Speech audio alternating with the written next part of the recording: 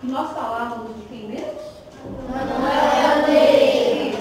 E o que eu pedi? Para que vocês escrevessem no seu caderninho de redação uma produção daquele trabalho poético que vocês tanto analisaram.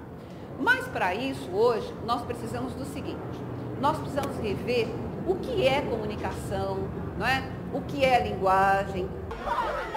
Tudo que pode ser dito só existe A na linguagem, tá certo? é a forma de você se relacionar com o mundo, eu acho. Linguagem. É o que te faz ser humano. Pode ser, não pode ser não. É aquele seu ato que você faz no dia a dia. Você pode falar da linguagem do ponto de vista do linguista, do ponto de vista do filósofo, do ponto de vista do educador. Linguagem, né? Tem linguagem não verbal e linguagem verbal. O silêncio diz, o gesto diz, né? São várias formas de dizer. Afinal de contas, o que é linguagem?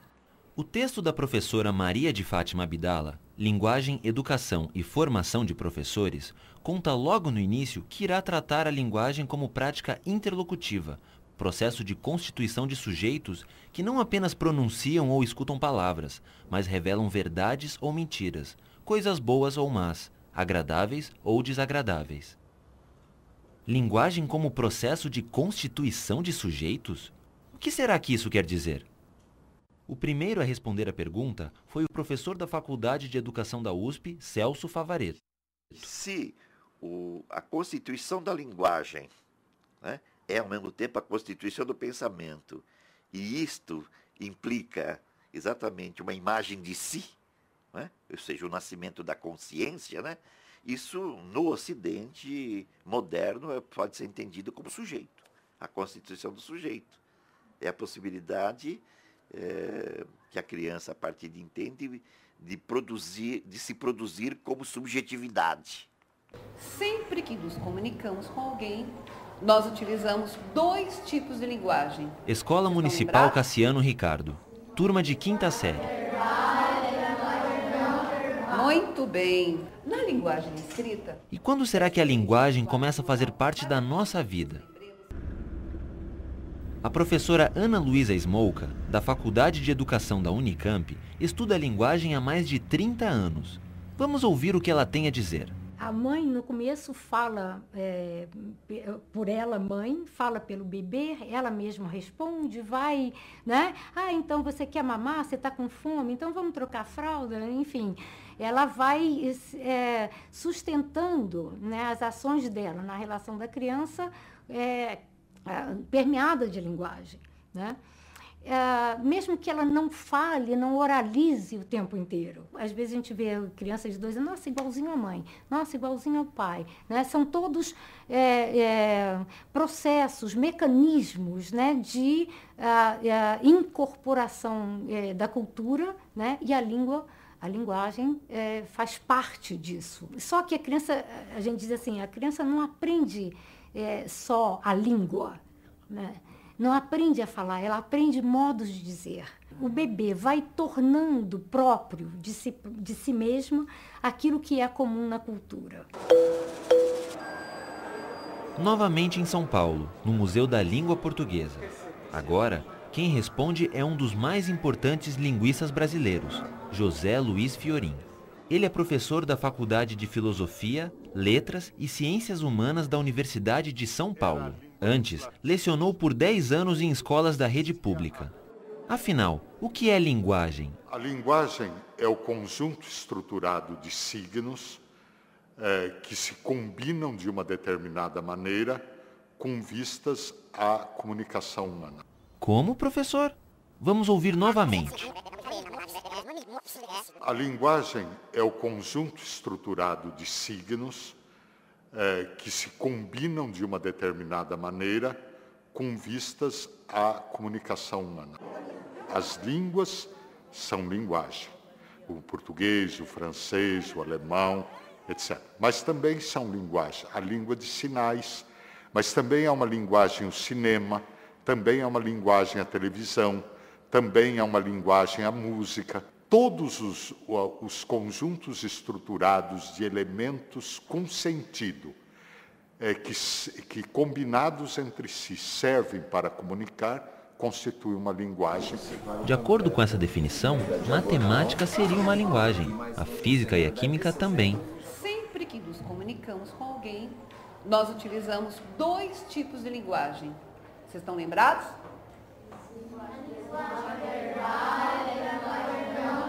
Muito bem. A linguagem verbal, ela compõe-se de palavras e frases. E a linguagem não verbal, ela é constituída por outros elementos. Centro Cultural da Juventude, zona norte da capital paulista. Aqui, os jovens aprendem e desenvolvem várias formas de linguagem. Dança, música, leitura, elaboração de textos.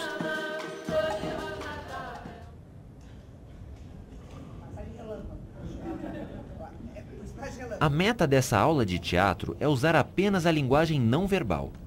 A professora Mariana quer que seus alunos se expressem sem palavras. Teatro é uma forma, eu acho que é uma forma de linguagem, é um jeito da pessoa se expressar. E dentro do teatro tem várias formas da pessoa se expressar, né? O teatro não é uma coisa só. Tem coisas específicas da comédia, tem coisas específicas da tragédia, então tem linguagens como do palhaço ou do bufão, tem o, né? Dentro das artes cênicas tem várias formas de expressar.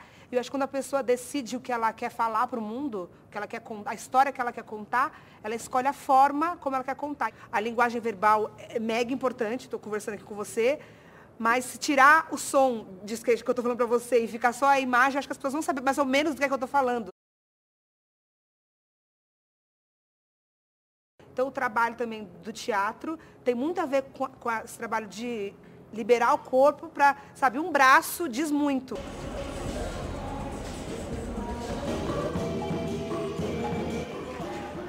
Da zona norte para o centro da cidade, onde a informação e a comunicação estão por todos os lados. Mas para que servem tantos tipos de linguagem? A linguagem humana serve para a comunicação.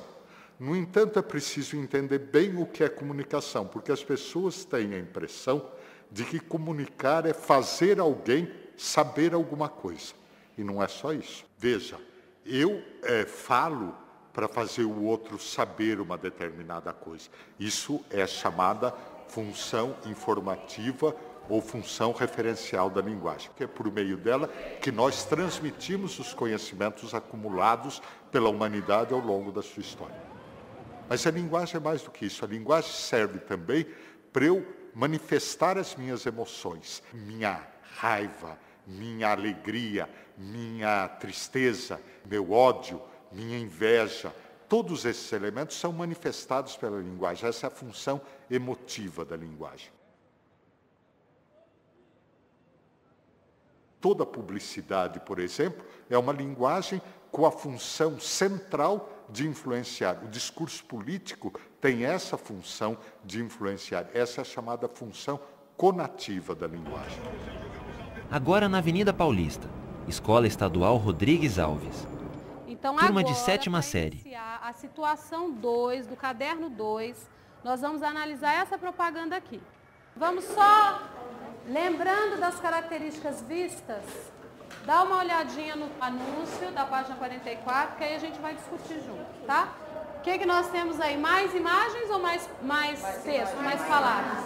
Mais imagens. E essas imagens, como a gente já falou no primeiro momento, são que sugestões que ela dá? Que uma mulher o quê? Elegante, moderna, que gosta de beleza, ela vai usar o desodorante. Se vocês me permitem a expressão, isso é uma merda. Veja, quando eu digo isso, o que eu estou dizendo, eu estou refletindo sobre minha própria linguagem, sabendo que a palavra merda é inadequada naquele contexto e pedindo desculpas por antecipação. Ou seja, a linguagem é um meio de refletir sobre a própria linguagem. Isso é o que nós chamamos a função metalinguística da linguagem. Quando uma criança começa a aprender a falar, ela balbucia. E ela balbucia com um prazer muito grande. Ora, essa função lúdica da linguagem é aquela função que existe nas brincadeiras que nós fazemos com os sons da linguagem. Muita força, muita força, muita força. O som, ele não só transmite o sentido, mas o som mostra o sentido. Virgem Maria, que foi isso, maquinista? Agora sim, café com pão, agora sim. Boa fumaça, corre, senta, e seu foguista. Eu diria mais uma coisa ainda da linguagem. A linguagem tem a função muito importante de criar utopias. Com a linguagem, eu posso antecipar o futuro, eu posso recriar o futuro, segundo os meus anseios. Portanto, é com a linguagem que os homens sonham, é com a linguagem que os homens projetam o futuro e com a linguagem que eles começam a construir o futuro. Portanto, a linguagem, nisso, tem uma função política subversiva muito grande. Ela nos mostra que a realidade que nós vivemos não é a única possível, é uma delas, mas eu posso construir outras realidades e lutar para implementar essas realidades. E linguagem e educação? Como as duas coisas se relacionam? No texto da professora Abdala, está escrito que educação e linguagem se interpenetram como expressões vivas, de experiências que constituem sujeitos. Tomamos a educação e a linguagem como uma relação consistente na constituição de sujeitos, relação que se sustenta pelas interações necessárias, na quais professores e alunos não são vistos como aqueles que ensinam e aqueles que aprendem, mas como sujeitos sociais e históricos, sujeitos humanos, produtores de linguagem e de humanidade.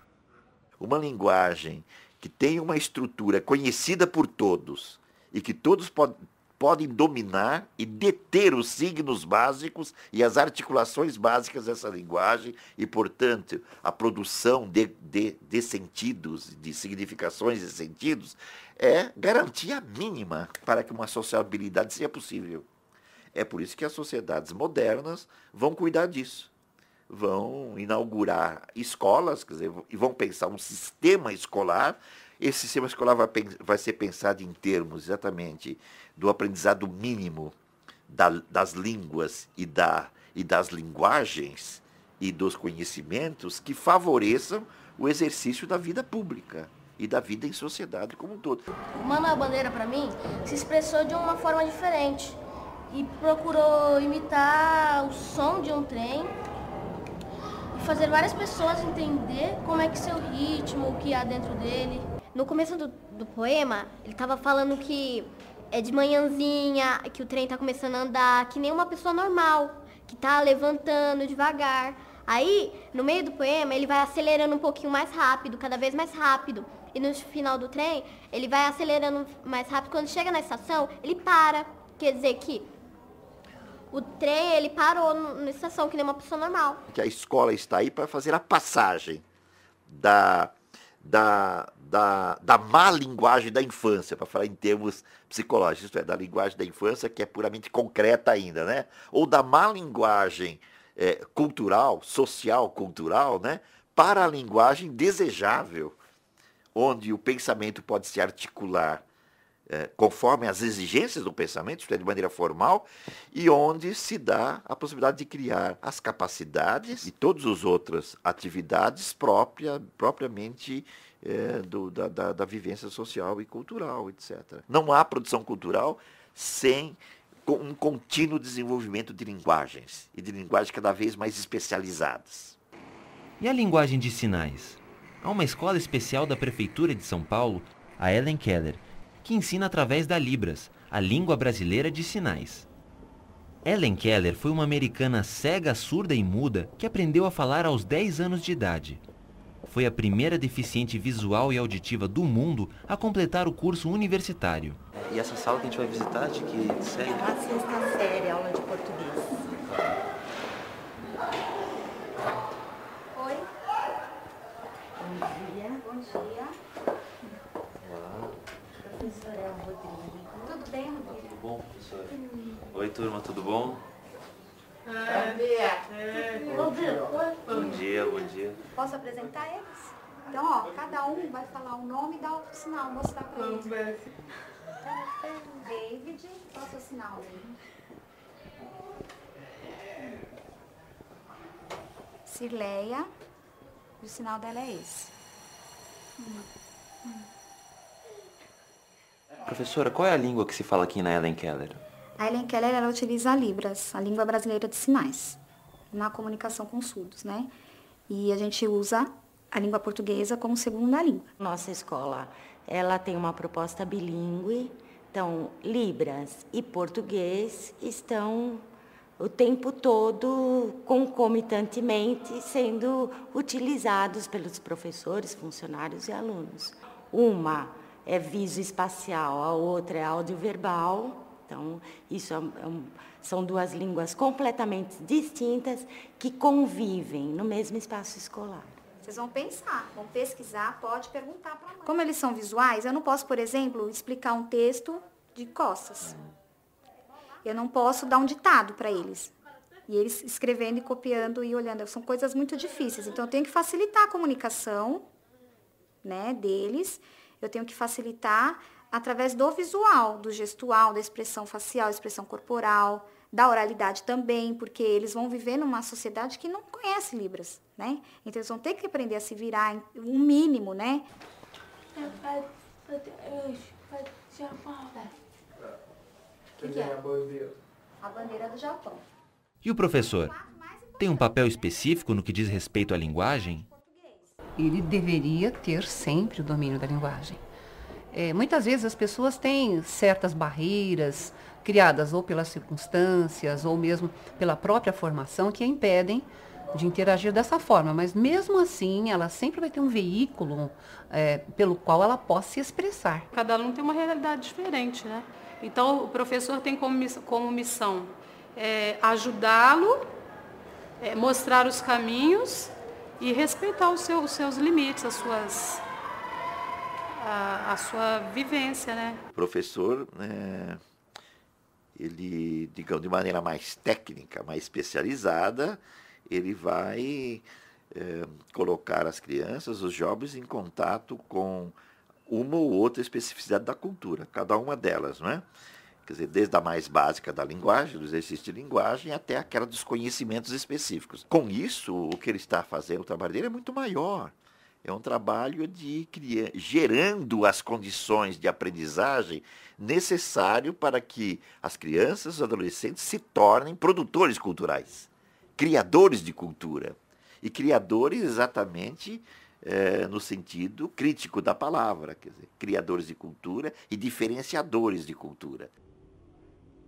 A professora Abdala também se refere a alunos e professores como criadores de cultura.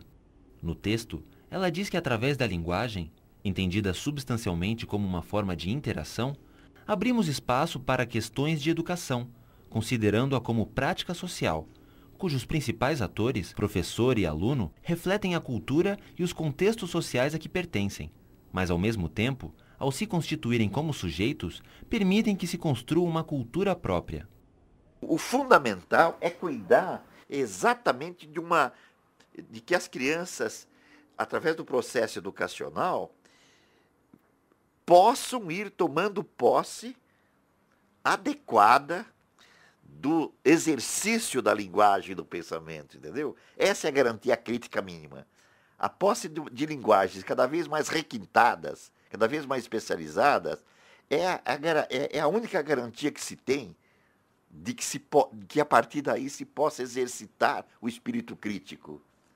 Quer dizer, o pensamento que julga, que distingue. Quer dizer, não só observa, não só recolhe, acolhe. Mais do que nunca é preciso insistir nisto. Que a capacidade mínima aí é exatamente de discriminação na linguagem e no pensamento. Esse é o que podemos fazer. Então, hoje, nós vamos fazer o diário. Então, ele escreve um trechinho, um parágrafo, 2 parágrafos, sobre o dia ou sobre sua manhã, né? E isso eu percebi que vem constituindo uma identidade. Porque ao folhear os caderninhos, você vai se fazendo a leitura, né? Da vida, o que é que anda acontecendo com ele, e ele se fortifica, ele participa de projetos, ele se fortalece, ele participa de uma leitura e um trabalho em seminário, mais ainda. Então, quando eles entraram no início do ano, eles eram uma pessoa. Ao finalizar esse semestre, eu tenho certeza que essa turminha que participou desse projeto, a sua identidade, eles se transformaram. Não que eles tenham mudado como ser humano, acredito que não, mas como cidadão, né? Como ser crítico, nessa participação social e nessa possibilidade de ele ter voz, né? De ser lhe otorgada a liberdade de falar, né? Isso é muito importante. Isso vai transformar a vida dele, sim.